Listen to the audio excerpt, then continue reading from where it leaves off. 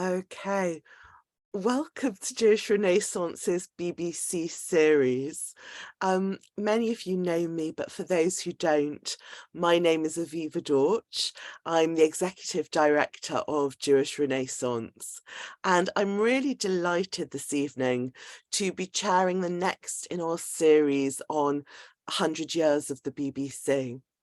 We began with producer Daniel Snowman, senior producer Daniel Snowman, and David Hendy, author of the BBC A People's History, discussing the Jewish emigre contribution, that kind of intellectual, cosmopolitan European contribution to the very early years of the BBC, helping shaping it and broadening out its perspective. Last week we had Alan Yentob, who many of you know as both front of camera and behind the camera programme maker, who was full of interesting tales about all the people he'd worked with, including several of those that we're going to be talking about this evening. Tonight, I'm really delighted that we've got the children, we've got a panel, an incredible panel. We've got the children of the greats. We have Amy Rosenthal, who is the daughter of Jack Rosenthal, the playwright and screenplay dramatist. We have William Miller, son of Jonathan Miller, doctor, satirist, director, and documentary producer. And we're going to start with Monica Esslin-Peard, the daughter of Martin Esslin, who actually was one of the people who did some of the commissioning for William and Amy's fathers. I'm going to introduce Martin a little bit further along with Monica in a moment. But I just wanted to explain something, which is that I did not intend to be chairing this evening and being in conversation with them all. There's been a tradition within BBC drama, particularly radio drama. There has been a tradition of really key Jewish producers and commissioners, none of them more so than Caroline Raphael, who for 30 years at the BBC was one of the powers behind the thrones of BBC radio drama. She was the first female BBC head of radio drama and commissioning editor at Radio 4. This is her life's blood. And so it was going to be a real joy to have her in conversation with our three speakers and also interview her about her career. Very sadly, her father has taken ill. I think that's quite poignant in terms of an evening about fathers. He's 96, so understandably she's had to run to be with him. So she sends her apologies, and I hope at some point we will get her back here, but in the meantime her spirit is with us, and I will do my best in the meantime to bring my role, which has always been as audience, to the conversation, but maybe that's what all of us are. And I'm going to say to you all, because of that, your questions are incredibly welcome this evening. If you have things you want to ask, please put them in the chat. And the last half hour, we're going to bring all our panelists on screen and invite you to be in discussion with them. So I'm looking forward to that interactive piece. But we're going to start with Monica Esslin-Peard. We're going to start with having initially each of our speakers in person. And we're starting with Dr. Monica Esslin-Peard.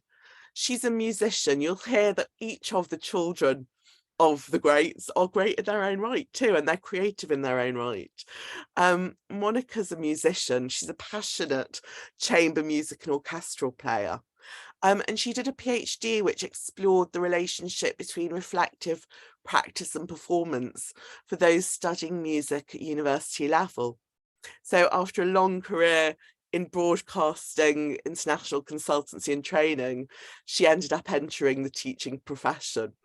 So she has those traits of her father, which was both someone who was creative, but someone who made a career out of enabling others' creativity. I'm sure most of you in the audience know the name Martin Esslin, but just to give him a brief introduction in case, he was a Hungarian-born Viennese, British, and maybe we'll explore with Monica later on that emigre-ness, but he became very much a British Jewish producer, dramatist, and professor of drama. I first heard of him, I'm sure the same will be true of many of you, from his book, The Theatre of the Absurd. I don't know if you're aware, but he actually coined that phrase. There was no theatre of the absurd before there was Martin Esslin's book about it. And it's been called the most influential theatrical text of the 1960s. And he was absolutely the expert on Beckett, Brecht, Pinter, who he brought into the BBC. I'm sure we'll hear a little bit about that later, and many others from that genre.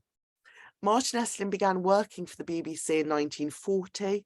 He served as a producer, scriptwriter, and a broadcaster.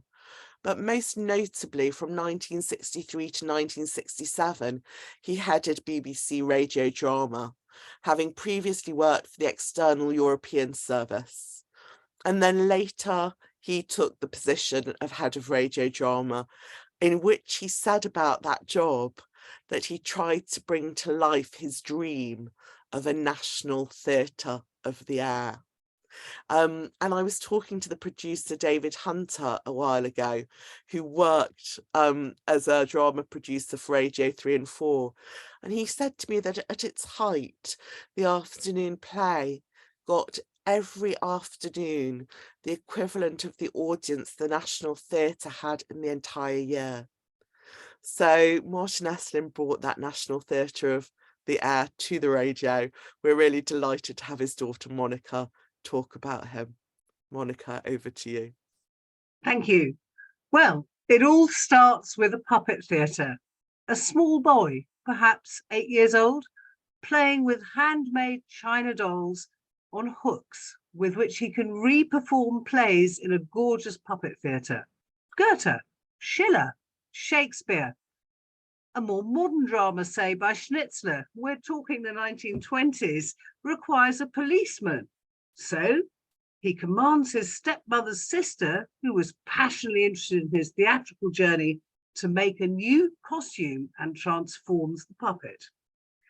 This is a man, my father, who was fascinated by theatre from an early age. He might have been the Peter Brook or Peter Hall of his generation in Vienna as intendant of the Staatstheater, but world events forced him to adopt a very different career path. Martin was born in Hungary in 1918. His father was a journalist who married a very pretty young woman who he met in Burgenland on holiday. Sadly, Charlotte, or Shari as she was known, died of MS when Martin was 6.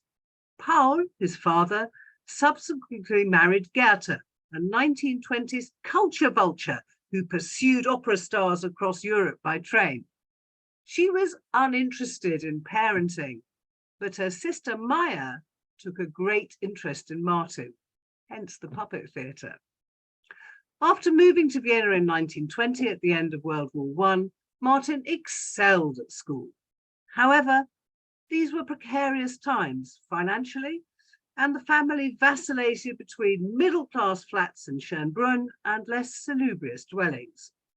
Nevertheless, Martin worked assiduously and discovered that when money was short, he could earn Schillinger by writing essays for his less hard-working peers.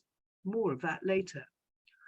Whilst there were pleasant diversions at home with the puppet theatre, Daddy was also exposed to the Viennese musical intelligentsia and witnessed many string quartet rehearsals with prominent members of the Second Viennese School. However, as the Anschluss approached, his father was concerned for Martin's future.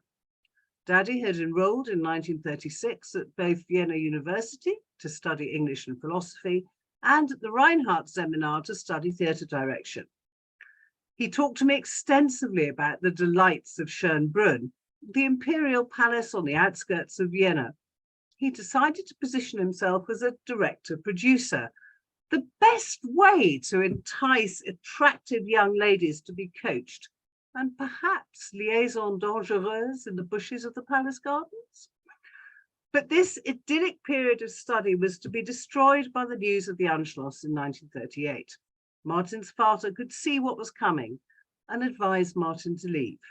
He packed 2 shirts, some pants, Goethe, Shakespeare, and not much else in a cardboard suitcase and went to the Westbahnhof.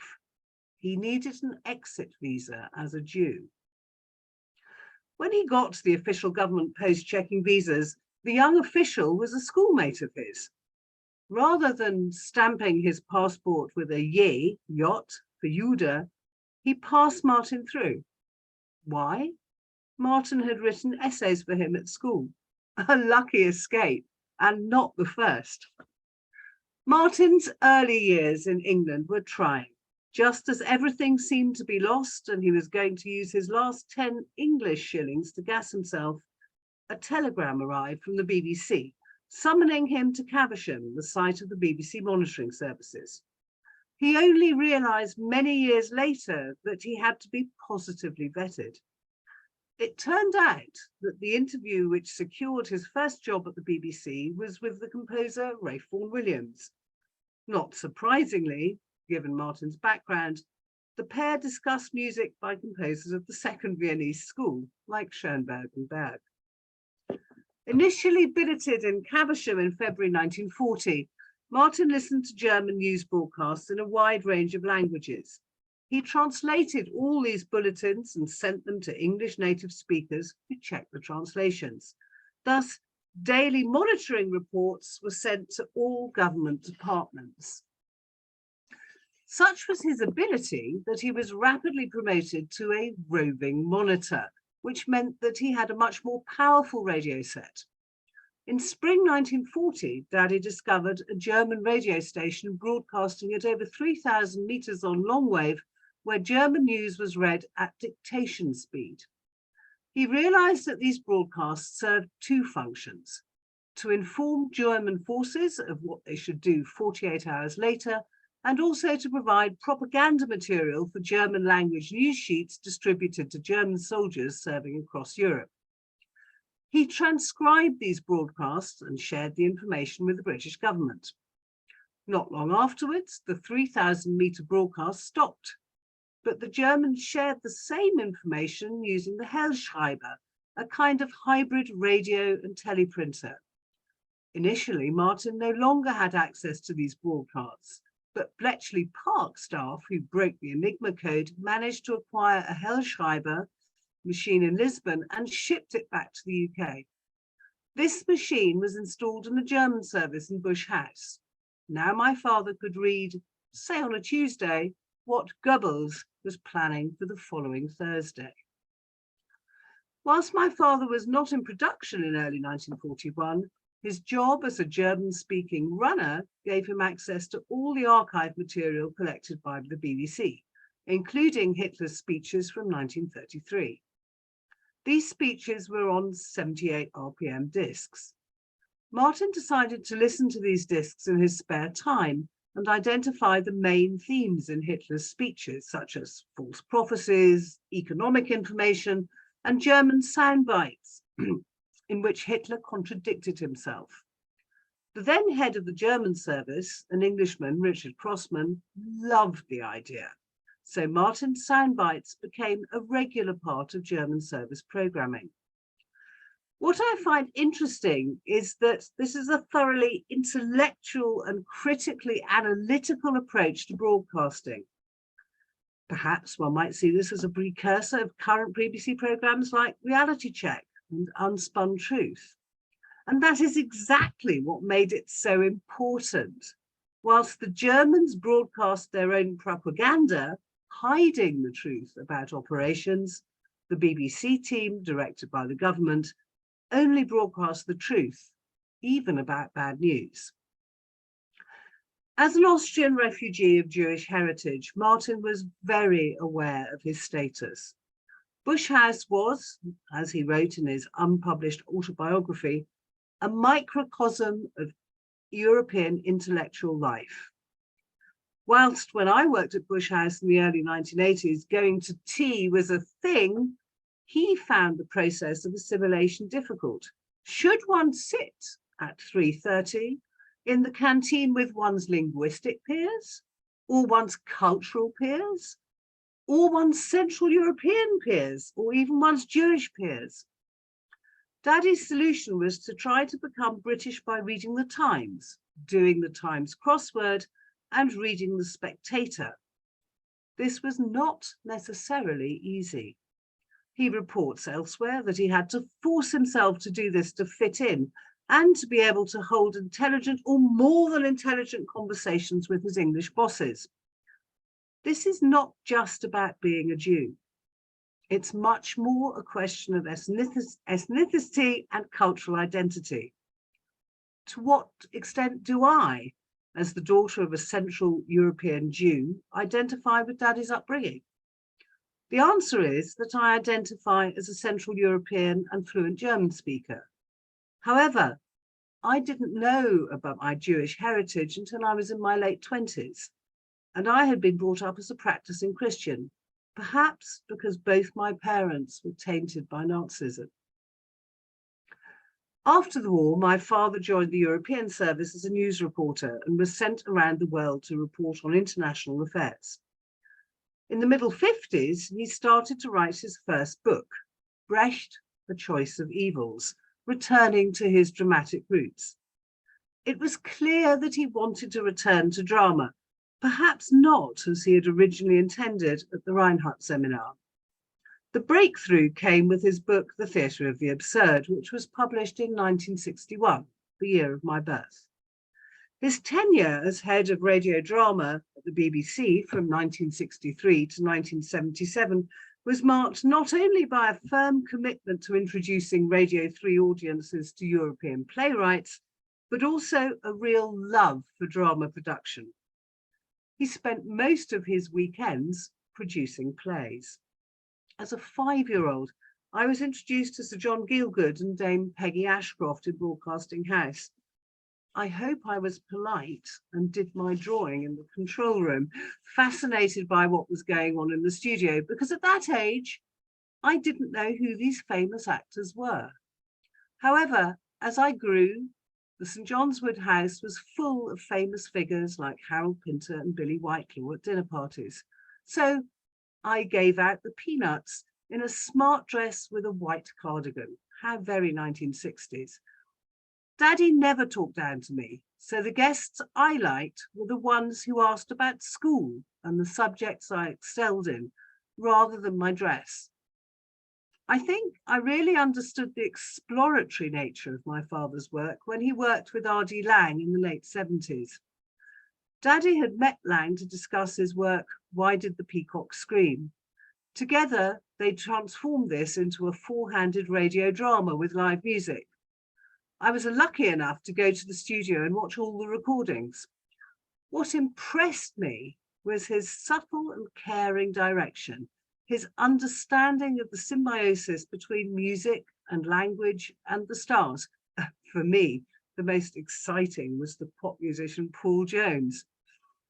Daddy was certainly breaking barriers, a play about mental health and broken relationships, but also opening up new avenues for radio drama, which is such a powerful medium for audiences, using the power of words to allow each listener to imagine context and surroundings. I think it's important to recognize first and foremost that I'm 100% a Central European. I was surprised when I went to university that my cultural values were quite unlike my English peers. I was immersed in Martin's world. I'm also not Jewish. However, perhaps the greatest legacy my father gives to all of us is his humanity. When interviewed by Malcolm Muggeridge on BBC Two in the early 1960s, Muggeridge's conclusion was that Daddy was an ethically upright and humane figure. That is why his unpublished autobiography ends abruptly in 1945. He died in 2002, but did not want to write critically about his experiences or colleagues at the BBC after the war. He certainly felt that he was passed over for the posts of both controller of Radio 3 and controller of Radio 4 because he was an outsider, and decided therefore in 1976 to spend 6 months of each year at Stanford University in California, where he was also appointed dramaturg of the Magic Theatre in San Francisco, and notably produced many plays in the absurdist tradition by Sam Shepard and Adele Shank. Perhaps that gives us all something to think about. The humanity of man, giving to others whatever our religion, and staying true to our own principles. Principles that may be founded in faith or philosophy, or our understanding of fellow human beings, whatever their origins, ethnicity, or circumstances.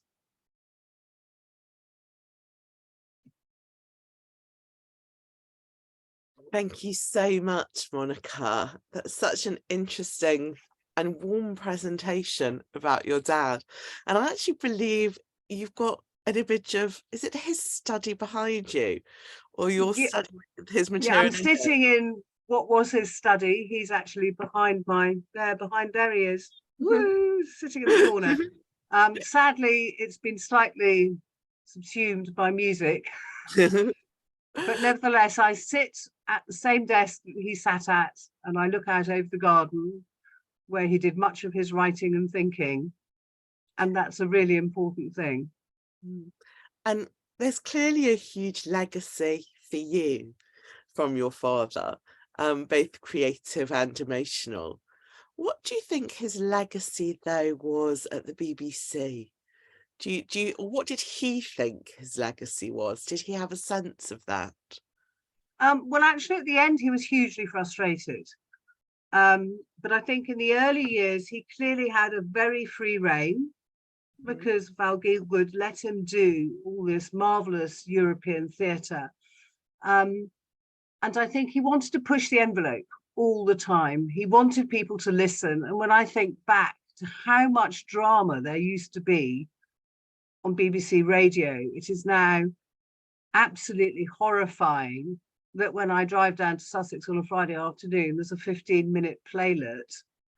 And I think, what has happened to this incredibly important creative form, this means of expression, something which I think also for the young people that I work with, and also the students that he worked with in Stanford, is so enabling and in a way so much more creative than going to the theatre, because you're not given a set, you're not given something, you have to imagine the whole thing yourself. And it is extraordinary that one of my daughters, one of his granddaughters, has been absolutely obsessed with radio drama and with spoken word on radio, because she always said, when I read Harry Potter, it was fantastic, I could imagine everything myself. Then I saw the film, huge disappointment.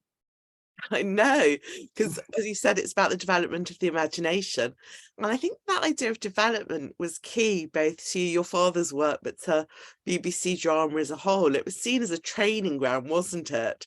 Not that stage was any less, but it was a way to develop people's skills in order to go on to writing for the television or writing for the stage. I know, funnily enough, that's something that Caroline herself does now after leaving the BBC.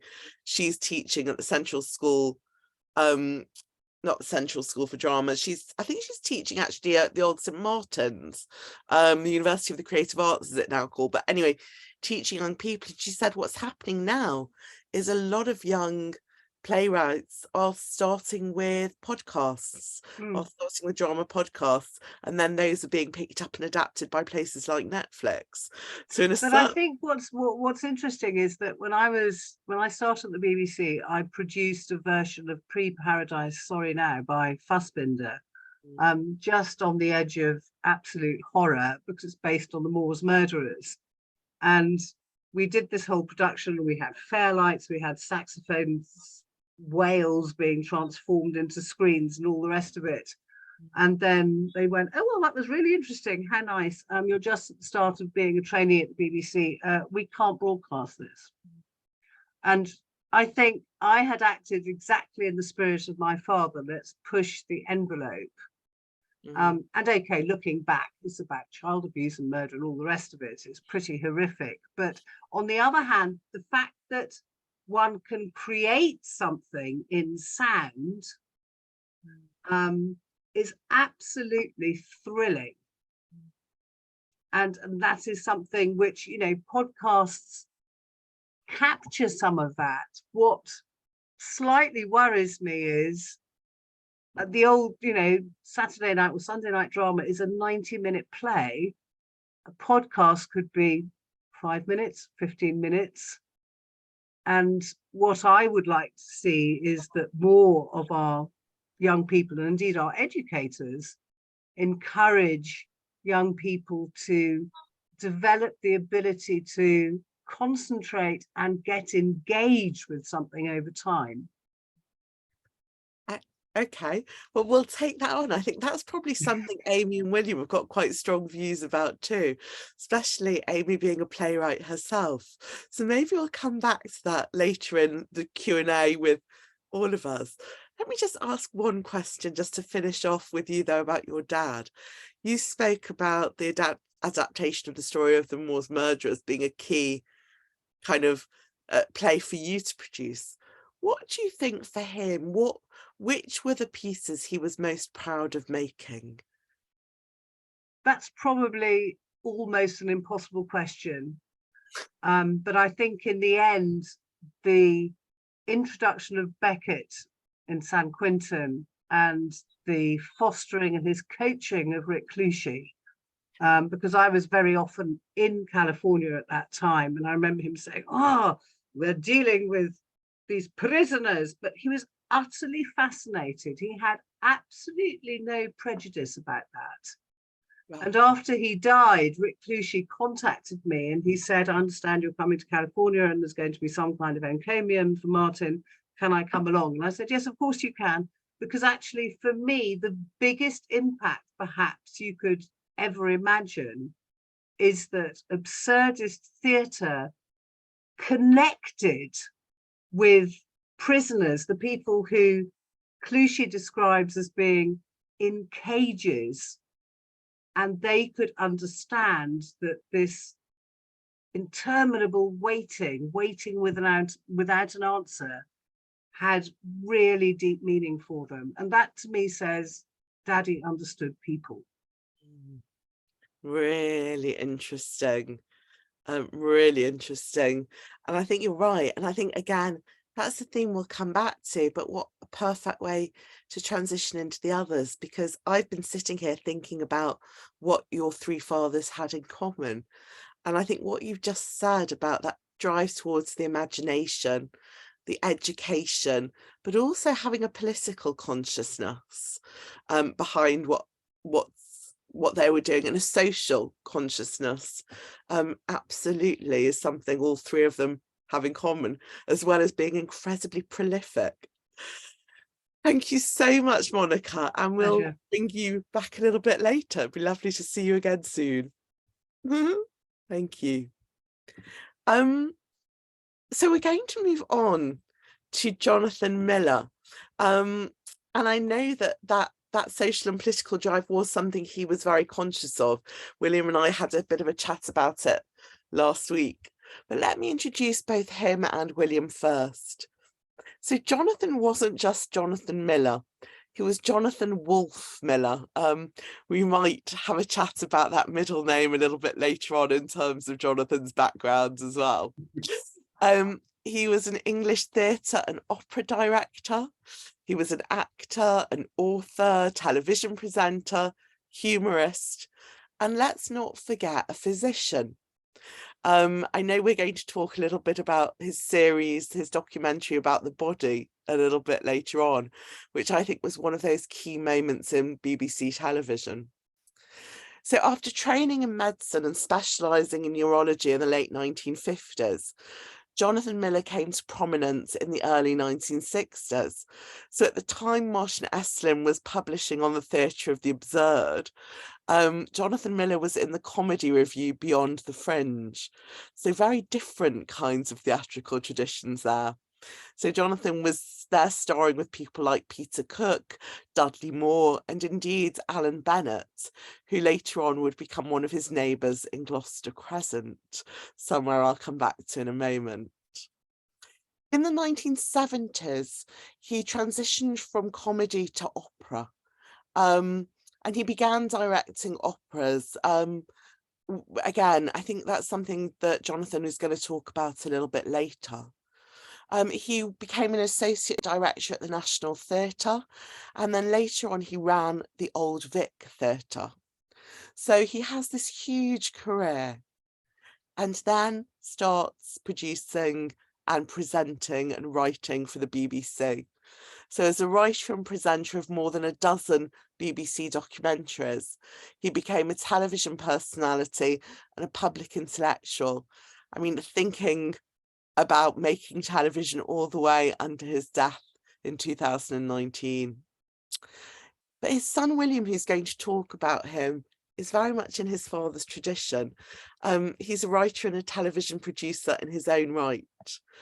One of the things he's written is a best-selling memoir, which was about growing up with his dad. It was called Gloucester Crescent, Me, My Dad and Other Grown-Ups. So Alan Bennett, I mentioned earlier, as well as many others, appear in that. William's also a broadcaster, and he's got his own connection to the BBC. Most notably, he served as head of talent for BBC Worldwide for 5 years before leaving to set up his own independent production company. So to talk about his father and possibly a little bit about his own BBC connections, let's pass over to William. Thank you so much. Can you hear me? Perfectly. Good. Okay, excellent. I'm just going to talk briefly about my father's rather strange and drawn-out relationship with the BBC. I'm going to show you a little video that I cut together, and I'm going to read you a little bit from my book and an excerpt about my father about to be employed by the BBC. But as I said, he had a sort of strange relationship with the BBC. He loved it for all the right reasons and hated it for the same. And I think probably like all our fathers had unbelievable frustrations with the BBC about getting things done. And as things sort of evolved, finding himself hitting a brick wall. His relationship with it actually started when he was about 18. And when he was at St. Paul's School, he wrote to the BBC and sent some sketches, which he was then asked to perform. And so he actually went into the BBC and performed for them, and was then abruptly fired by the BBC for writing and performing an inappropriate sketch about homosexuality on board Nelson's Trafalgar. In the same show that later in that show they'd invited some naval officers in the studio to commemorate a group of sailors who had died that week. And they thought it was so inappropriate, they basically blamed it on my 18-year-old father, and he was told he was never to return to the BBC. He did, however, having done Beyond the Fringe and moved back to London from New York, he was invited by Hugh Weldon to edit Monitor, which was the then Arts Magazine programme. He was also, as he would like to say, was fired from that as well. I think they felt it was too radical and he was too trendy. He moved on, went into the theatre, and was then yet again invited back to the BBC as a sort of very experimental, thinking out of the box director, where he did TV films for the BBC like Plato's Drinking Party. And then his big thing there was in the mid to late 60s was Alice in Wonderland, which was an absolutely incredible film. Probably the thing he was most proud of. A star-studded cast that included people like Alan Bennett, Peter Cook, Peter Sellers, and many, many more. What he really most wanted, though, from both the BBC and from outside was to be taken seriously. I think he felt an enormous guilt in turning his back on his academic life and early career in medicine, and wanted to find some way of finding a door back to it. And it was the BBC who offered him that opportunity in about 1976 with The Body in Question. So I'm going to show you this video, and then I'm going to read you an excerpt from my book, which sort of explains that very moment. So let's see if I can make this work.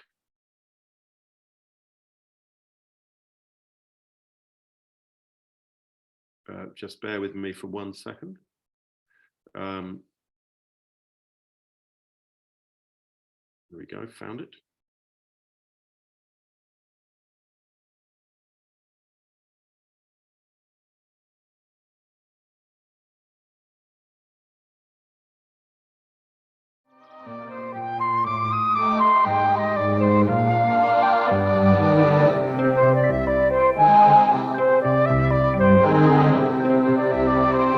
Jonathan was really the consummate teacher. This is really what he wanted to do. He wanted to teach.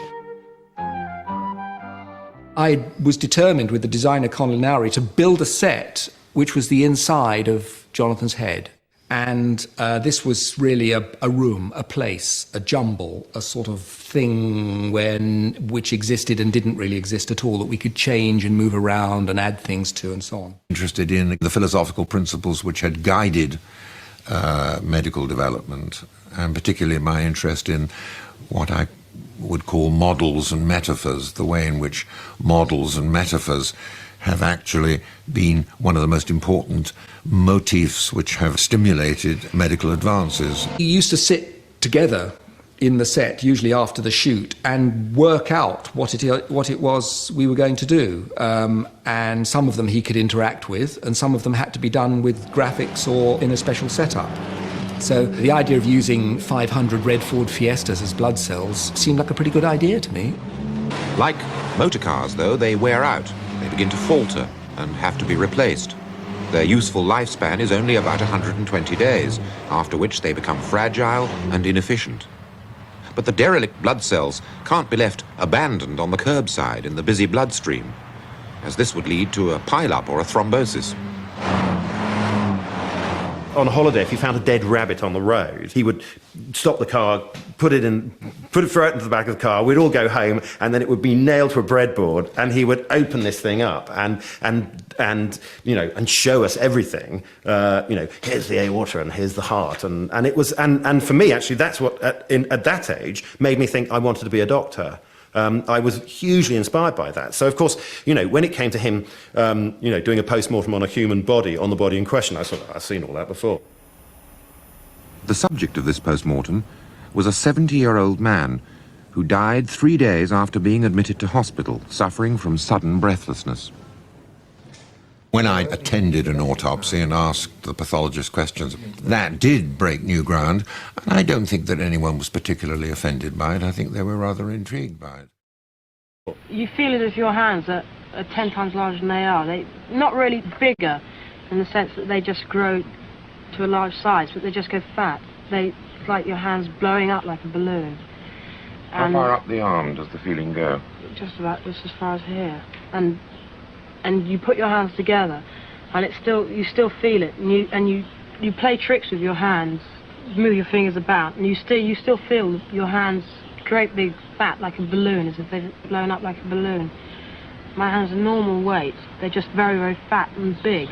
They look small, but the feeling goes to your brain, and you look at them, and you can see them as small, but your brain says they're large. What I would have liked to have done had I stayed in medicine, it's that sort of interactive collaboration, which I think a great deal of very interesting neuropsychology consists of.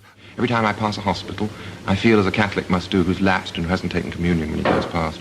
I feel a tremendous sense of agony every time I read a medical journal or open one of my books again and see some of the materials of medicine or read about cases or discuss cases with my wife. This is a source of great agony to me. He always says, and he's been saying for 50 years, that he will sort of get back to medicine. But in a way, he's never left it. and I think that there is a double or multiple career here.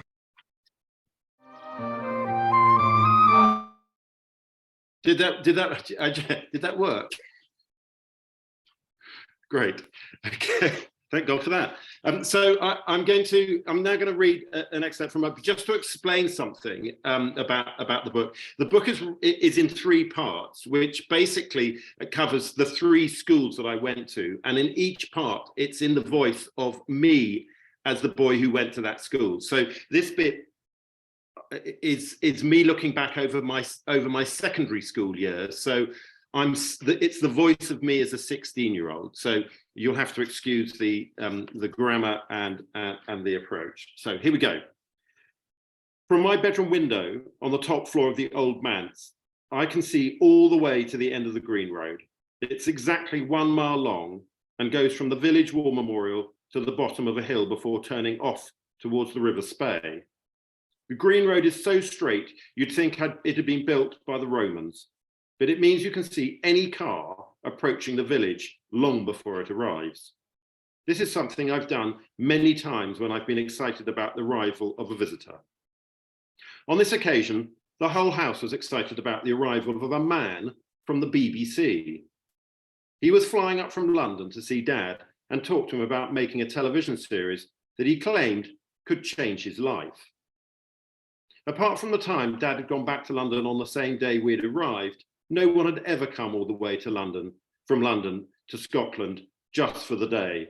So it must have been a really big thing. I can see him. He's nearly here, I yelled as soon as I saw the white taxi turn the corner onto the Green Road. 5 minutes at most. I raced down the stairs and burst into the kitchen where Mum had already started making the coffee. From the kitchen window, I could see the taxi coming through the square and pulling up outside our gate. A man with messy black hair and thick-rimmed glasses got out and walked up the garden path and knocked on the front door. He was carrying a briefcase and was dressed like someone who'd clearly come from an office. Dad took him straight into the kitchen and shut the door. They were in there for 4 hours, and when they finally came out, they both looked really pleased and asked to join them for a walk. They carried on talking about what Dad wanted to do in his television series and the things that interested him. The man with the glasses seemed just as enthusiastic as Dad. As soon as the taxi headed back down the Green Road, Dad started telling us what they'd talked about. He started by saying how there'd only been 2 big and important series on television: Civilization, with a man called Kenneth something or other, and The Ascent of Man, with a man Dad liked called Dr. Bronowski. I remember this man because he had a strong Polish accent, and Dad sometimes mimicked him when he was explaining how something worked or had been built in a particular way. The series Dad wanted to make was to be called The Body in Question, and it was going to be as big and important as Civilization and The Ascent of Man. Dad was chuffed and said that after all these years of doing work he called fatuous and loathsome, he was finally being asked to do something serious that he could feel proud of. It would be something where he could, in a way, go back to medicine and at the same time teach people about everything he had loved about being a doctor and talk about what he knew about the human body. The man from the BBC said it would be the biggest science project the BBC had ever made and would be seen all over the world. Soon after the BBC man left, Nick and Caroline Garland arrived with their 2 children, Alexander and Theo. The Garlands are Mum and Dad's closest friends and came to stay with us every year. Dad is always happy to be in Scotland when Nick is there, and because they're best friends and they can talk together about their lives, which is something I think Dad needs to do. His life might have been quite different had there been a brother, like Tom does with me, to tell him when he's being an idiot. Nick is probably the closest he'll ever get to having a brother, and when he's around, it makes a big difference to Dad's mood and outlook on pretty much everything. He's one of the few people who can bring Dad round from whatever makes him unhappy and get him to see all the positive things in life. The most important thing is that Nick and Dad make each other laugh. Dad basically thinks his life has been a total waste of time. According to him, everything he's done has amounted to nothing, which I've never understood because I don't know anyone else dad, I don't know anyone else's dad who's done as much as mine. And it doesn't matter how many times everyone tells him, he still falls into these depressions and then finds it's hard to get out of them. He does in the end, but getting there can be hard on all of us, especially Mum. She says it often starts in the middle of the night when he wakes up and tells her how his life has been worthless. At other times, it's because he doesn't like what he's working on, wants to get out of it and feels trapped. Someone told Mum it could be something to do with his blood sugar, which might get low in the middle of the night. So she bought a fancy box to go by his bed and filled it with his favourite biscuits. That didn't work, but what usually does is us having Nick Garland around. Dad told Nick about his big new television series and how making it was going to be like having a magic carpet. All he would have to say is, do you know where there's a fascinating tribe in Africa with a witch doctor? And whoosh, off they'd go to Africa and meet the tribe. He might mention an important painting of a man having his leg chopped off or by surgeons, which happens to be in a museum in Italy. And whoosh again, off they'd go to Italy. Nick, like all of us, only wanted Dad to be happy. And for the first time in ages, it really seemed like he was. For the rest of the holiday, it was like he was on some kind of happy pill. And it felt as if the sun shone brighter every day. I think, yes. So I was also just going to touch on this moment, which was when my father took me to the BBC as a young boy. He often took me, he used to take me when he was doing a radio show, and then he took me another time to the BBC. When I was a bit older, Dad started taking me to the other BBC, where they make television programmes. It's called Television Centre, and you have to drive there. But Dad is allowed to park his car right outside the front door, and a man then parks it for him. I really like going there, as I get to see people I know from the telly. It's a huge round building with lots of studios where you can see the programmes being made. The first time I went, Dad was on the Parkinson show. They were also making Top of the Pops in another studio, and Doctor Who in another. There are rooms with windows where you can look into the studios and see everything going on. A lady who was supposed to be looking after Dad took me off to a cafe for biscuits. It was next to the studio where they were making Doctor Who, and there were all these men dressed as green monsters. I felt sort of out of place because I knew all these monsters from watching them on TV. They were at this table next to me, and instead of trying to kill the Doctor, they were drinking cups of tea and talking about how to get home from Shepherd's Bush. My favourite programme on television is Blue Peter. The next time Dad was on Parkinson, I went with him and they were making Blue Peter in the next door studio. I was taken to the room with the windows to see what was happening, but none of the presenters were in the studio. I was really hoping they would have had Lulu, the baby elephant, back, because last time she peed all over the studio and pulled John Noakes through it. They didn't, but later when we were leaving, someone shouted, "Hold the lift!" Suddenly, there they were, standing right next to us. Valerie Singleton, Leslie Judd, Peter Purvis and John Noakes. I'd met people with Dad before, but no one as famous as the four presenters of Blue Peter. I saw them every week on television, and it felt like I knew them as close friends, and now they were standing next to me in a lift. They really wanted to talk to Dad, who they were strangely excited to meet, and asked him loads of questions about what he was doing. They were looking up at him like he was their hero, which really surprised me, as they were so much more famous than him. Then the lift stopped and they were gone. At that moment, I decided I would write and introduce myself to them properly and say that I'd met them in the lift and that at the BBC with Dad, and how much I wanted to talk to them. So that's my young, youthful experience with the BBC, which of course all changed much later when I became a producer, and then much later after that actually joined the BBC to work for them and found myself in the same building where I spent so much time with my father. I love the fact that there was Monica being excited about meeting Peggy Ashcroft and John Gielgud, and there were you meeting the Klingons and Valerie Singleton. Yeah, Get it completely. So I'm just going to ask one question briefly before we move on, but there's so much there we'll unpick a bit later on. But you talk about how proud your father is of his factual role at the BBC, making these documentaries that draw on science, and yet he makes so much other creative work, dramatic work, opera.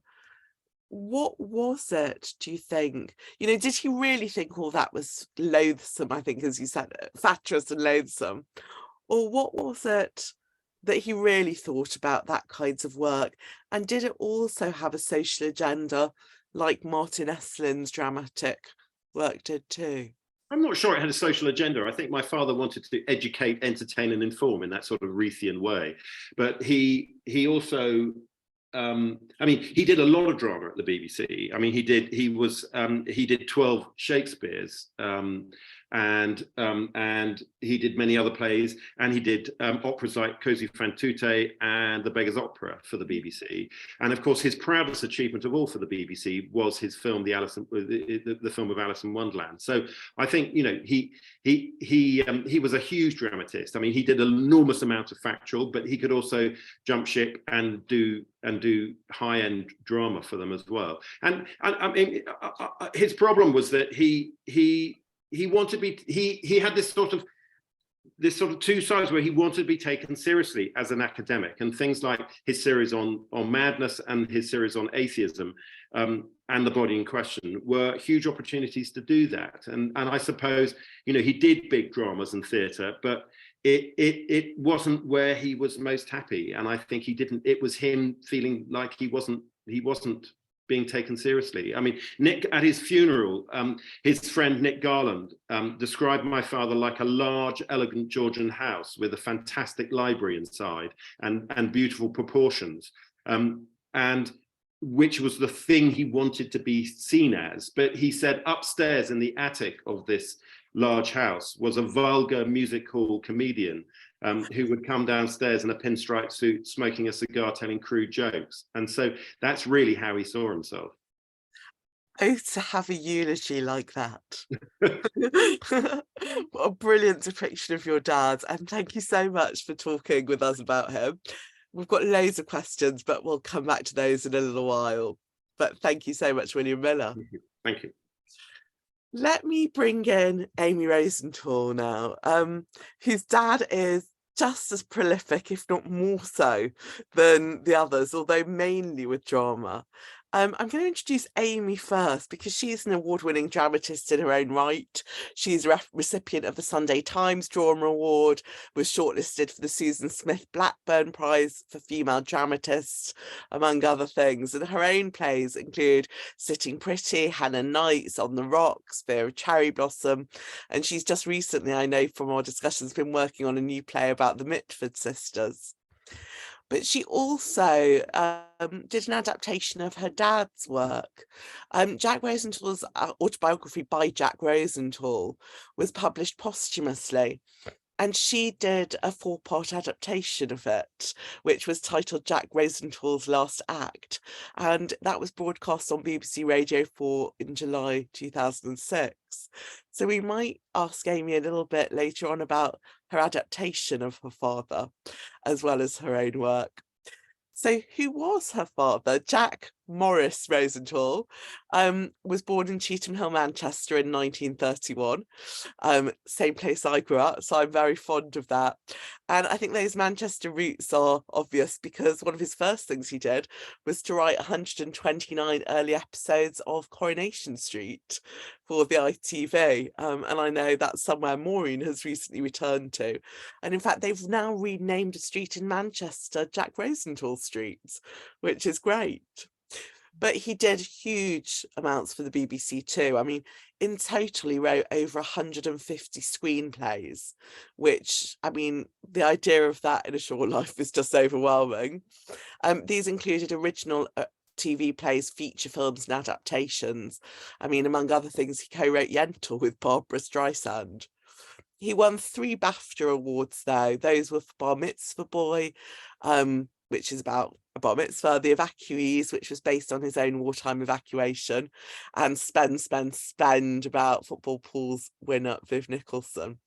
And they're just some of the more iconic ones. We were talking beforehand about others he'd also done for London Weekend Television and Granada, including The Knowledge about taxi drivers. But I'm going to stop there and hand over to Amy to talk about her experience of her father and his career. Thanks, Aviva. Yeah, I am going to speak about my dad in relation to specifically his BBC plays, amongst which were the 3 BAFTA-winning plays, which he won in 3 consecutive years. 75, 76, and 77. He won a BAFTA each year for one of these iconic plays, and which is quite something, and a bloody hard act to follow, I can tell you. You can't really follow it.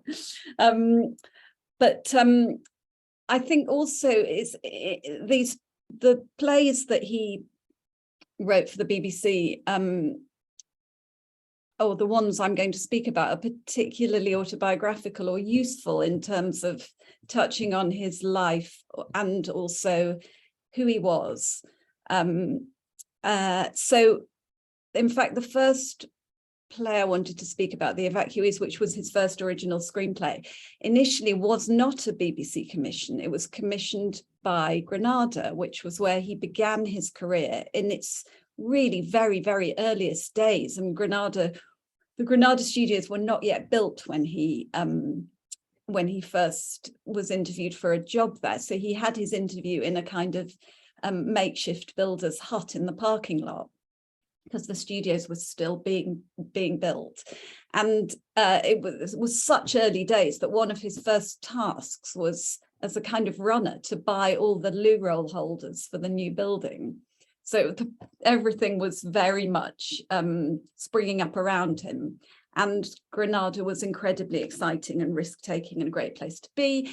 And he was in an office when Tony Warren, creator of Coronation Street, came in and said, I've had this idea to write about a street, a series set on one street. And my dad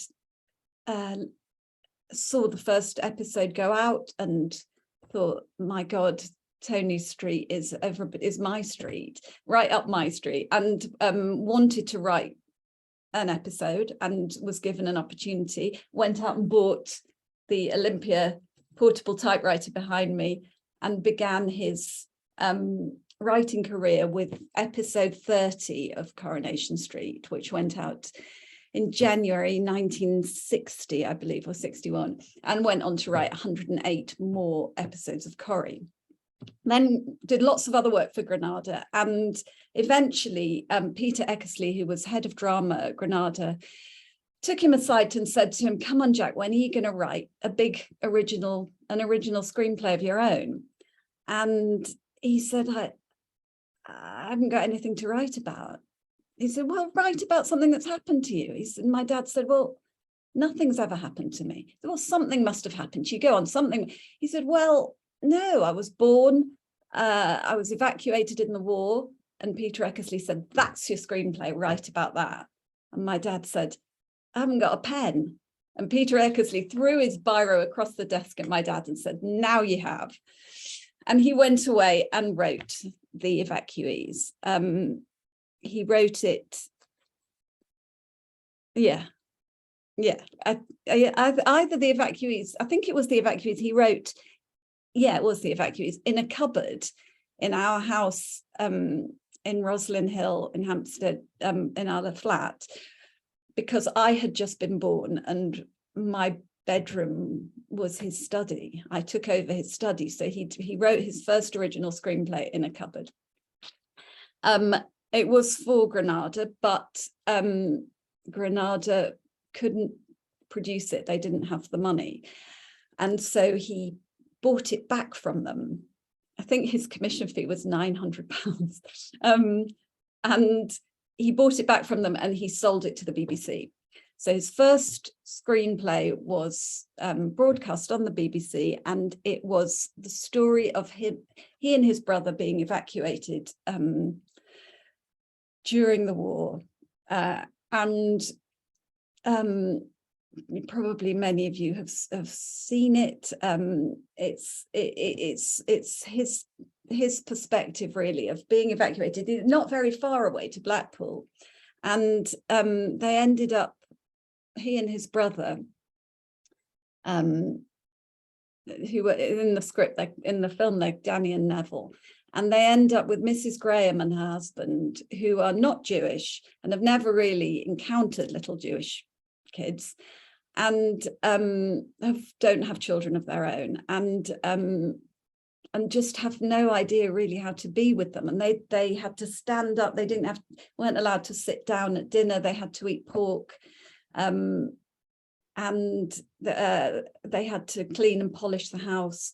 And Mrs. Graham took all their letters from their mother and hid them. So they thought they weren't getting any, they were writing home and they thought that they weren't getting any replies. And this is what he dramatized. And there was one particular scene in it, which, well, several, but one scene which was, for me, me and my brother used to hide behind the sofa when we watched this, because it was so sort of agonizing. But it is what actually happened, which was that when their mother came to stay, they had to have tea with Mrs. Graham, and they played Consequences. And my dad, who had been forbidden by his brother from writing home about the truth of how unhappy they were, he'd been told, you don't worry, Mum and Dad, you've got to be cheerful, you've got to be upbeat. So he decided that they were all playing Consequences, and he decided that he would write the truth in the game. So when the paper is unfolded and the story, it's not it's a silly story, it's kind of written version of the picture game Consequences. When it's all read out, of course, everyone's contributions are jokey, and he wrote, she's cruel to us, she's mean to us, we're terribly unhappy, we want to come home. And it's the most agonizing, dramatic scene. And the mother, both in real life and in the film, in which she was played by my mum, immediately took them back to Manchester, even though it was still very dangerous. Bombs were crashing down around. I think the night after they got home, a bomb fell on the nurses' hospital across the road from them. But they stuck it out after that. They think they moved to Cone.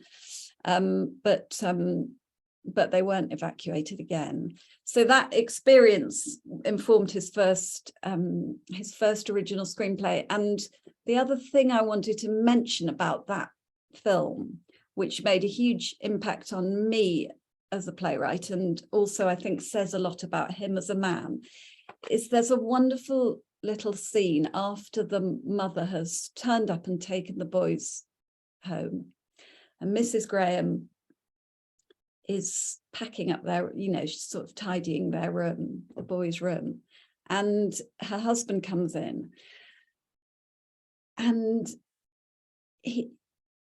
she says to him, I had to make them forget her, didn't I? I had to make, they were our boys. I had to make them forget their mother. I was their mother now. And you suddenly realize that in her eyes, this what she was doing was kind, not cruel. She was trying to make them forget their mother because she wanted to be a mother to them.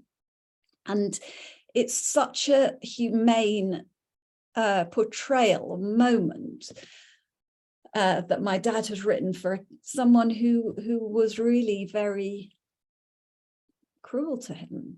And it's so indicative of his empathy, and also how he understood and felt that that you empathize with every character, the good and the bad, and that your heroes have feet of clay and your villains have reasons for being the way they are. And I think that is true of all his work, and I think that's something I feel really strongly about as well.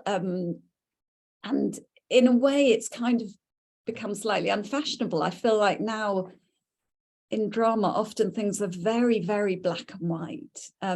Your villains are villains, your heroes are heroes, and you're not allowed nuance. And actually it's so present in his work, those shades of grey and those complicated people, and that understanding that everybody thinks that they're doing the right thing. Nobody views themselves as a villain. So that was The Evacuees, which won a BAFTA and an Emmy. And the following year, he wrote Bar Mitzvah Boy, the story of a kid who walks out of his own bar mitzvah. And now, of course, that TV play, is very much embraced by the Jewish community and much loved and often shown. But at the time, it caused quite an uproar, and people were quite offended by it, because again, the characters have, real feet of clay, and really it's about the fact that the boy who is going to be bar mitzvahed, going to become a man, has very little respect for the men around him, his father, his grandfather, his sister's fiance. They all seem to him to be slightly ridiculous figures, and increasingly as his family fuss and make the pending moment of his bar mitzvah all about them, he's watching them all thinking, well, if that's being a man, I don't want to be one. And this leads him to evade the ceremony and walk out. And there's a wonderful scene again at the end when his sister, he does his bar mitzvah portion in the children's playground for his sister to prove to her that he wasn't a coward. He did know it. He just didn't want to do it. He didn't want to be it. He didn't want to be a man. And he does it standing on, he says, I could do it standing on my head. And he does it standing on his head. And then they go back to the family, and she says, Dad, he just didn't think he could be a man like you and Granddad and Harold. And the dad says, Elliot, in your eyes, we're perfect. But, even we have faults, even we have failings. And again, his understanding, his kind of tragicomic understanding of our misunderstandings and our kind of misguided attempts to get it right and frequent getting it wrong. It's just so embedded in that scene, so beautifully written, and I think that being so truthful about those characters makes you love them.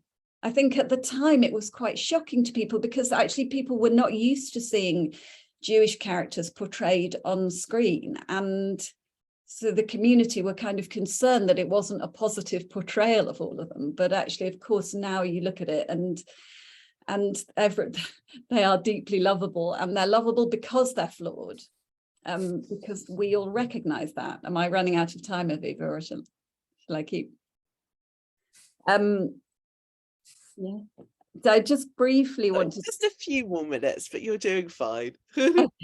Okay. Well, I was going to talk about Spend, which was not autobiographical. Obviously, it was the story of Vivian Nicholson. I guess the one thing I really wanted to say about that is that his own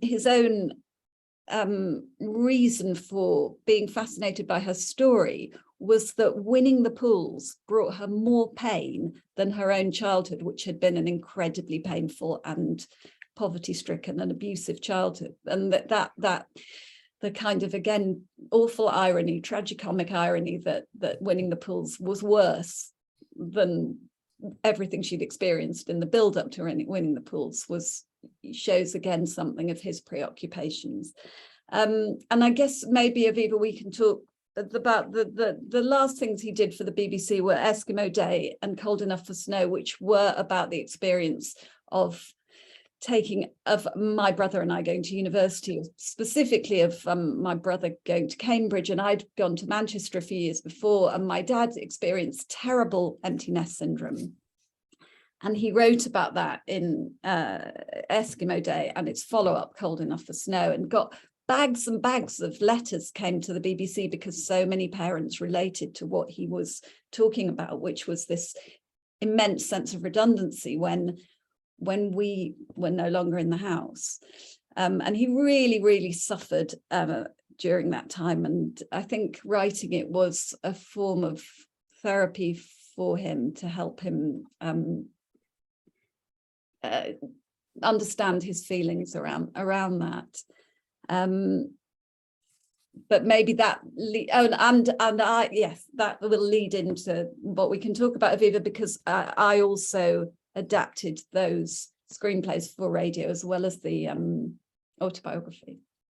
Yes, in fact, Amy and I had a chat offline because I said to her, and of course, the plays that your father wrote for radio, and she said he didn't write plays for radio, and I was like, but I listened to them, I know. And she was like, no, I wrote the plays for radio of the plays that he'd done for TV. So will you just tell us a tiny bit about that, and then we're going to bring everyone else in? Sure. Yeah, well, in terms of adapting his book for radio, that was he wrote his book in the form of a screenplay, so a bit like the plays, it was already in scripted form. And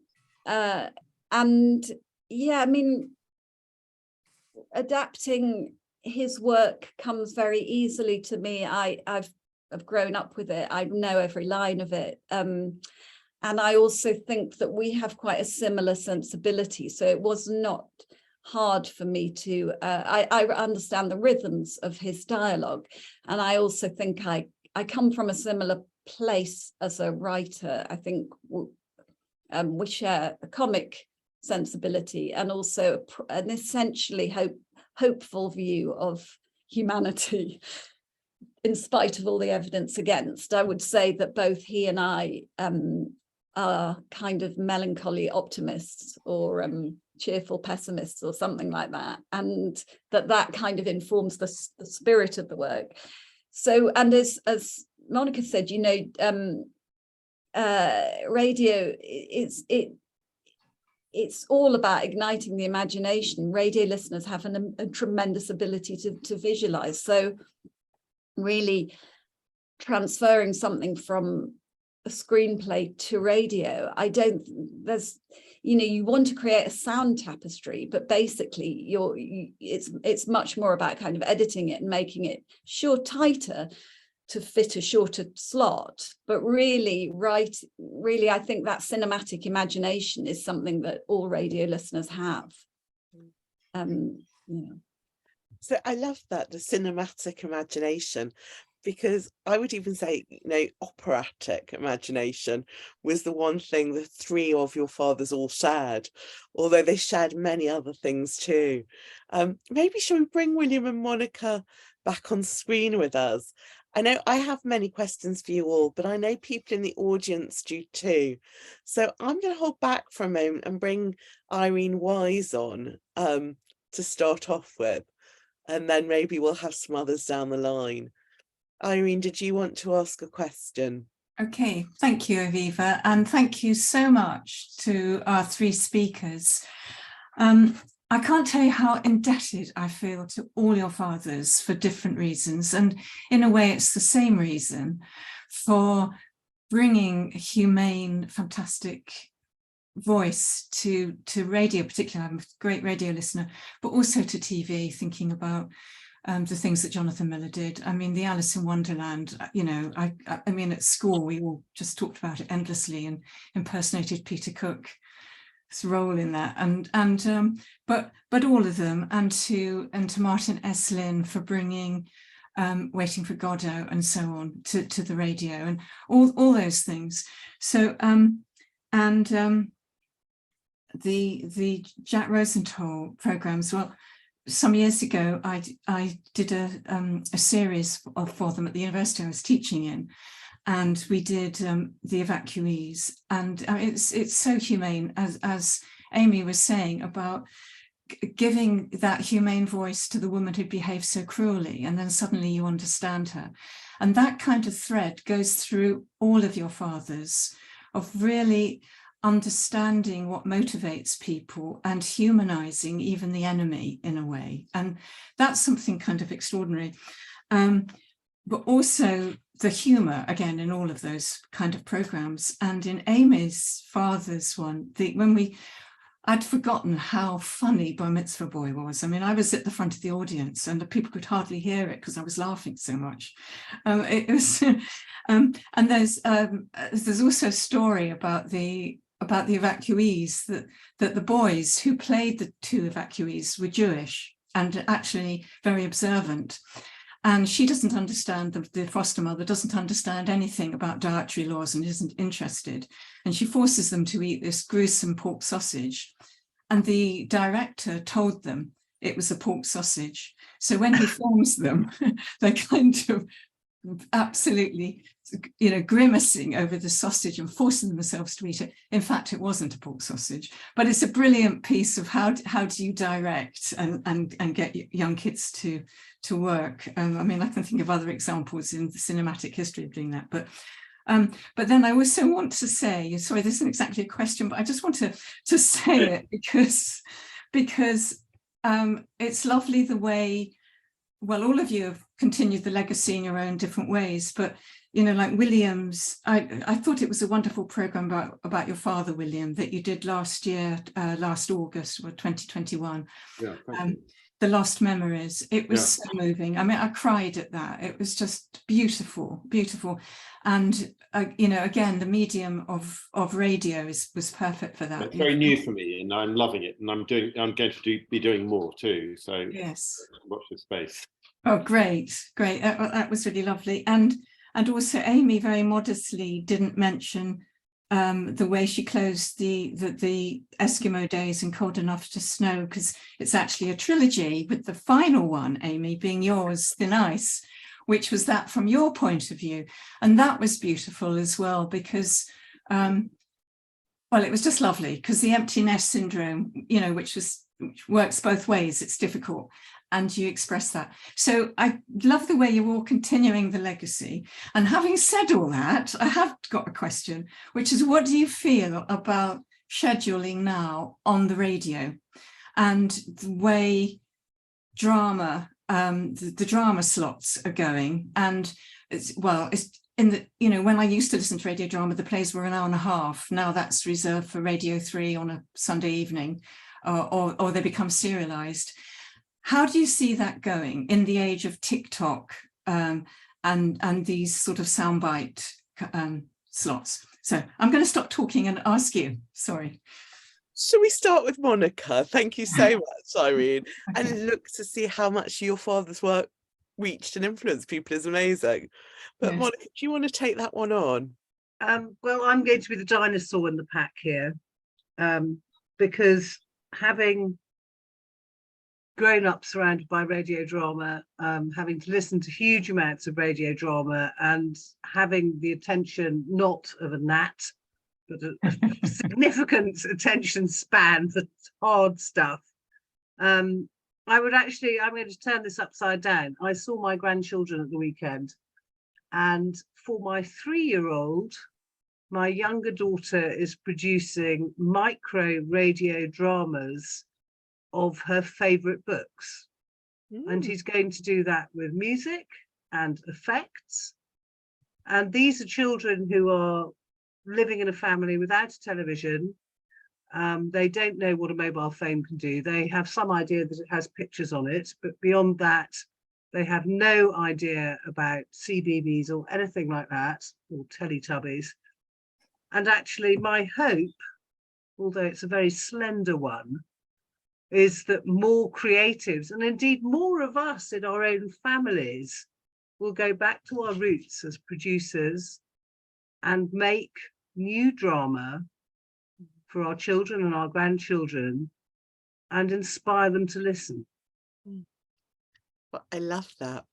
And I know, William, I know you're not allowed to say what they are, but I think you're doing what Monica's just challenging us to do, right? You're just moving into the audio space now. Well, yeah. I mean, I'm doing some factual stuff. I mean, I've got a a couple of documentaries that I'm going to do for BBC, but I'm also doing a podcast. I mean, I've got completely obsessed with podcasting, and I've got a podcast series that's a little bit like The Rest is Politics that I'm doing. But I'm also excited, actually. I mean, of course, we've all been party to the tyranny of the schedule and the BBC or Channel 4 or ITV scheduler. And in fact, what streaming and what things like BBC Sound have given us is a platform where, in fact, the schedules are relevant.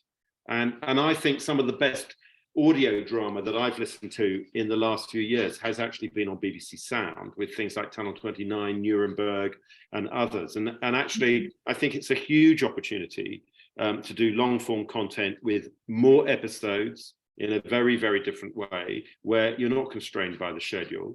Having said that, you know, there are great things that are on which might be Play of the Week, and they're on for an hour or an hour and a half on Radio 4 or spread across the week. But I do think the big opportunity is around non-linear podcasting for drama. I mean, I think that's a brilliant answer, and it kind of gives us both sides, right? There is new creativity, but what we're losing is that happenstance sense of just being able to turn on the radio without intention and listening. But I also think, I mean, and I wouldn't rule out TikTok. I mean, I've got an 18 and a 19-year-old daughter, and they're pretty good at TikTok. And actually, the opportunity that they have to practice in filmmaking and storytelling is better than any of us ever had in our youths. And I think, you know, that's the place for them to cut their teeth. I think the trick, I think I always used to say when I was teaching trainees in my own company that you really need to start by learning to tell a story in 5 minutes, and then from there on grow and go longer form. And I think that's a really good discipline. And actually, I think what YouTube and TikTok and Instagram give younger people is a chance to cut their teeth and learn a kind of discipline. Fantastic. Since you brought up your daughters, I'm going to shift the conversation back to your dad, because I know there is a fabulous story about when your daughter came home being very proud of having learnt the Marriage of Figaro. Do you want to learn to sing? Yeah, well, I mean, it was more really, it was, I mean, it's a sort of slightly derogatory story of my father's inability his desire to endlessly teach and not take pride. And it was a challenge that I had as a child, which was that whatever you told my father you'd learnt at school, there was always something in his opinion that was more interesting than what you learned. I had this with science, and I witnessed this with my own daughter, who at the age of 7 came back from school and said, we did the Marriage of Figaro at school with great excitement. And I can sing you a song from the Marriage of Figaro, which she was about to start singing when my father said, actually, what's more important is you understand that it's a story about a turning point in French society and the revolutionary nature of the workers and the appalling behavior of the aristocracy. And I just said, listen, you've got to stop there, because this is what you did to me as a child and you're not doing it to mine. So yeah, it was very sad that he couldn't appreciate the fact that my daughter was listening to opera and enjoying it. I think it's both and, though, isn't it? It's about the weight of that legacy when you have that kind of great intellectual as a parent or grandparent, and how they then value your own achievements. But it's something else too. It shows that he's always pushing forward. He's always searching for the meaning and the context and what you can learn. And that's something I think all of your fathers had in common. That kind of desire to push on, to be cutting edge as intellectuals, to bring a consciousness to whatever they did. I don't know, Amy, if you want to take that on. Did your father, I mean, it always felt to me like that he wanted to entertain, but he always wanted to do something else as well. How did that feel to you? In his work, you mean? In his work and his life, if you want to take it that way. As a person, he was quite shy, but he was very funny. He was very down to earth. I was just thinking, I don't know if he was incredibly clever, clearly, and but I don't know if he would have viewed himself as an intellectual. I suppose because I don't know. I just don't think he would have described himself in those terms. Yes, he wanted to entertain. He wanted to. I think there was always something philosophical in his work, deeply philosophical and political with a small p. I don't think he was not overtly political. But the politics were subtextually deeply embedded in his work. What he was really interested in was character. Character was everything, and people. He was interested in people, and he was interested in work. I think he was very, very fascinated by the world of workplaces, and the kind of, he saw the extraordinary in the ordinary all the time. That was his passion, I think. And yeah, the underdog, the little man. I think there was a part of him that felt, I guess because he was a gentle man, and maybe because I think his father was someone who perhaps he viewed himself as a failure. And I think my dad was very conscious of that Sam, his dad, had financially, he was never financially secure. I think even though my dad was all the things that his own father wasn't, he was successful, he had a happy marriage, he somehow carried his own dad's sense of failure, and so he was very interested in the people who feel passed over by life. So I think there's definitely always a message in his work that is to do with listening, probably more than anything. I think he felt very strongly that we don't listen to each other, that we're all always, when someone else is talking, we're always thinking about what we might say next. That's what he always said to me about writing dialogue. You have to remember, we don't respond directly to what we've been asked. We're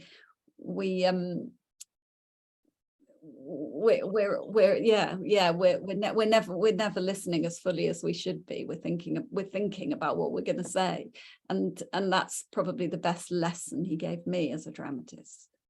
Amazing. Well, in terms of that listening, what comes next, I'm going to finish off with a final question, but not from me. I'd like to bring Sarah Kellen on screen, because Sarah put a question in the chat, but also she is another daughter of a BBC father. Am I right, Sarah? Was your dad Michael Barry? Yes, he was, and as such, a friend of Martin Esslin, and had the privilege of meeting Martin and Renata, and hearing about you, Monica, though you must have been considerably younger than me. No, I asked whether anybody had the experience when in your own creative work of suddenly getting stuck, getting writer's block, just suddenly help, Dad, can you help me? It certainly happened to me. And my father came up with a wonderful opening line for a version of Sir Gawain and the Green Knight that I was trying to write a script for, and it just transformed the whole thing. And I just wondered if any of you had the experience of panic in the middle of the night, ring Dad, can you help, what do I do? Just to give everyone the context, Sarah's dad, Michael Barry, was head of drama for the BBC, so she really understands your experience. William, shall we start with you? The answer is no. I mean, you can start with me, but the answer is no. I didn't, partly because I for most of my life I was what my father most loathed, which was a TV boss and manager and executive, and it was everything he despised. So calling my father up to say how I was going to fire somebody or how I was going to get more money for a budget was he was the last person to ask, really. I mean, when I came to write my book, I locked myself in a room and wrote it. One of the things I haven't said is that I live in a house now 3 doors from the house I grew up in, where my mother still lives. And I spent the last 10 years seeing my father disappear down a black hole with Alzheimer's. But and when I was writing the book, I could see him pottering around in the back garden. And I wanted to read him bits of my book. That was my biggest disappointment. And I wanted, and he was too far gone when it came out. And that's a great sadness to me, really, because I think I wanted him to realize how much I appreciated really what he had done and what he'd been. And I never really got that privilege. That's very sad. Monica. I think being stuck isn't really something that was in Daddy's vocabulary, because he always seemed to come back from the brink of utter disaster, if you like, and make it work. But for me, the thing that I think links us most closely is music. And at his funeral, very tellingly, the most important piece of music was Wotan's Upsheet. So the farewell of the father to the daughter. And that is what I listen to when I'm in a somewhat dark place and need to remember how much love there is and there was between both of us. Thank you. Amy? My career has been absolutely peppered with writer's block. I've written through it and around it, and it's been a constant companion. So yes, I know exactly what you mean. I think my dad was generally pretty bemused by it. In fact, when I was putting together the thoughts for today, I was looking in his book and I saw a bit that said that when he was writing Bar Mitzvah Boy, he got stuck at the point where the boy has run away from synagogue in the middle of his bar mitzvah, and he thinks, well, what would he do? And he describes it as he says he got writer's block. And he went up the road and had a cup of tea at the cabbie's tea station. And by the time he got home, he'd resolved it. He'd resolved it by thinking, he'd seen my mum pushing probably my little brother up to the park, and he thought, what would a kid do when a kid would go to the park?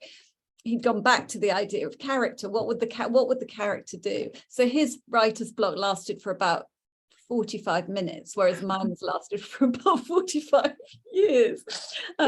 But yeah, I think he didn't really, with me, he just always said, well, it's a great idea, just write it. He found it quite hard to understand. And he just wanted, like he wanted when there was anything wrong with any of us, he just wanted it to be all right. So I think probably it was hard for him to help. But now I guess that's the thing I go back to. I think about character, and I think about what he always said, that a play is like a football match. You've got your protagonist, you've got your goal. If you've got your antagonist, that's sort of all you need. That's drama. And although I don't really understand football, I think I understand what he meant. Oh, thank you. As someone who's doing this rather than watching the World Cup, I really appreciate that match. Sorry, Benny, Wales versus USA, so we're fine. Well, on that note, we've come to the end of our 90 minutes in football terms, and we don't have extra time. Well, we could, but I don't think the audience would stay with us. But before I say the thank yous, what I do want to say is I've become so aware, not just listening to today, but talking with Monica, William and Amy in advance, of how much there is to say about their fathers and their legacies, and that tonight is barely scratching the surface. So I hope over the next year, Jewish Renaissance, and actually we're working a lot with Insiders Outsiders, which I'll mention more in a minute, and also the Lyons Learning Project, who are funding this series. I'm hoping we'll be able to do maybe something more specifically on each of them, maybe cover them in the magazine, and have a chance to talk to you all in more depth about each story, because the influence is just huge. But it was so interesting tonight to bring you together, and I'm thanking you for your warmth and your generosity, and for listening to each other and responding as well as speaking, because it's really shown how driven these men are. And I think that there are things in common across that generation, a kind of curiosity and a seeking for knowledge and an empathy, and most of all, that prolificness, that post-war drivenness, which leaves a long shadow. So a huge thanks to the three of you, and we will come back to you, I hope, in the next year. I also want to say that we are continuing on with the series. We are going from drama next week to the arts, or today's really been drama and factual. We're using the BBC categories, and interestingly, the BBC puts drama and factual together. Next week, we're going on to the arts, and this is called Insiders Outsiders, the next week's session. I was thinking how well that would describe Jonathan and Martin and Jack, actually, as a title too. But it's specifically next week. It's being chaired by Monica Esslin-Peard, who is the founding director of Insiders Outsiders. It's especially about three emigres, Nicholas Pevsner, the musician Hans Keller, and the artist Milane Coslin, the cartoonist. She drew many of those images for the Radio Times, including of some of your fathers. So we're going to look at them next week. Then the week after, we're moving on to religious broadcasting, and we're going to finish with the news with Mark de Meza, who was the editor of Newsnight and creator of BBC News 24. So I hope you will all stay with us for the rest of the series. I hope you've enjoyed today. And if you unmute yourselves, will join me in giving a massive thank you to Amy, to William, and to Monica. Thank you. Thank you. Thank you. Thank you very much. Thank you. Have a good Great. evening. Good night.